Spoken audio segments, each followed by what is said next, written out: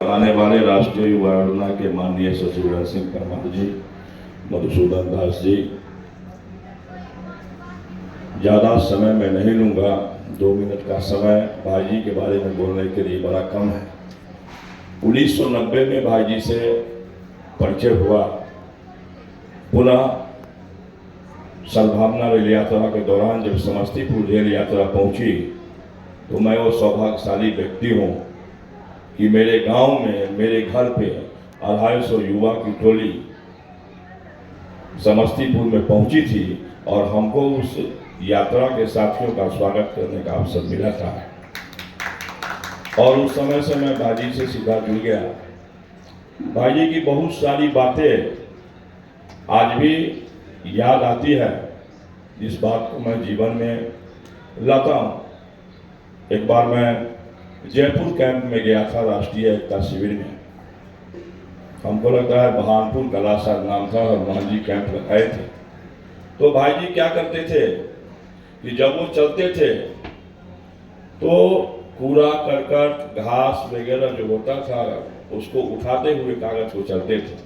वो हाथ में लेकर के आगे आगे जा रहे थे और लोगों की आदत होती है, हमारी भी आदत है कि जब बड़े लोग चलते हैं तो उनके पीछे हम चलते हैं, उनके कामों को देखते हैं। मैंने कहा कि भाई जी लाइए ना, हम फेंक देते हैं। भाई जी ने कहा कि संजय एक बात बताओ, मैंने ये कूड़ा उठाया, मैंने भी हाथ गंदा किया, तुम भी हाथ गंदा करोगे, बताओ इतना पानी कहाँ से आएगा। तो ये तीक्ष्ण विचार उनके मन के अंदर में था। एक संस्मरण हमें याद आ गया कि उड़ीसा में कैंप लगा था, समाज संस्था के तहत कैंप लगा था। राठी जी बैठे हुए हैं, कैंप में ग्रुपिंग फोटो हो रहा था। 1000 लोग वहां पे बैठे हुए थे स्टेडियम में। मैं 5वें नंबर पे जाके बैठा हुआ था। इसलिए बैठा हुआ था कि भाई जी भी वहीं बैठे हुए थे। मैं भाई जी के बगल में जाकर के बैठ गया, पीला गमछा लगा के। उसके बाद धीरे धीरे भीड़ बढ़ती गई। जब लाइन अंत तक हो गया तो कुछ लोग आए भाई जी को कहने के लिए, भाई जी थोड़ा आगे चलिए ना, वहाँ जो है सो सारे लोग आए हुए हैं, राठी जी गए लाने के लिए। भाई जी ने कहा नहीं, मैं तो युवा का लोग हूँ, मैं युवा के बीच में बैठा हूँ। आज भी वो हजारों युवाओं के साथ भाई जी का फोटो गवाह है कि भाई जी ने 4थे नंबर पर फोटो खिंचाया था लाइन के अंदर में।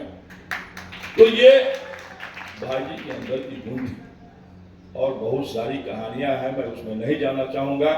बस आज जो यहाँ पे नौजवान उपस्थित हुए हैं, मैं उनको संदेश देना चाहूंगा कि एक युवाओं का इतिहास है, सिर्फ भारत का इतिहास नहीं है, पूरे विश्व का इतिहास इस बात का गवाह है। चाहे वो सोवियत रूस के अंदर क्रांति हुई हो, चाहे वो जर्मनी के एकीकरण का सवाल हो, चाहे वो रोमानिया से भ्रष्ट के अंत का सवाल हो, चाहे वो भारत के स्वतंत्रता संग्राम का इतिहास हो, पूरे विश्व के अंदर में जब भी कोई बदलाव हुआ है और क्रांति हुई है तो उस क्रांति का जब सर्वे हुआ है तो उस सर्वे में कोई दूसरा दस्ता नहीं काम किया है। उस सर्वे में यही नौजवानों का दस्ता काम किया है जो यहाँ पर बैठा हुआ है।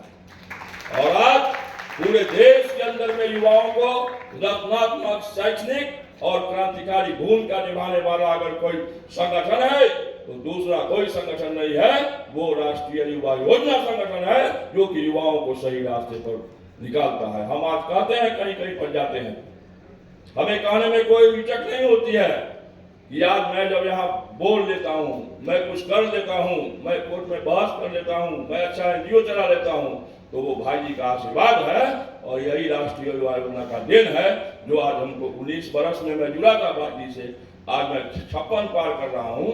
आज के विकास की कड़ी की जितनी सारी आयाम है वो सारी आयाम में दूसरा कोई शख्सियत छुपा हुआ नहीं है, डॉक्टर एस.एन. सुब्बाराव जी का प्यार छुपा है। अभी तो लोग देखते हैं कि फोन करते हैं तो फोन नहीं उठाते हैं। हमारे पास भाई जी के 20 रिकॉर्डिंग है फोन के, मैं अभी भी रखे हुए हूँ उनकी आवाज। जब भी उनसे हमारी बात होती थी, उनके जाने से लगभग मैं समझता हूँ कि 1.5 महीना पहले हमारी बातचीत हुई थी। खुदा भाई संजय क्या सब कर रहे हो, अभी जेल में बंदी के बीच काम कर रहे हैं। मैं सुनाता था उनको, बातचीत करता था उनसे।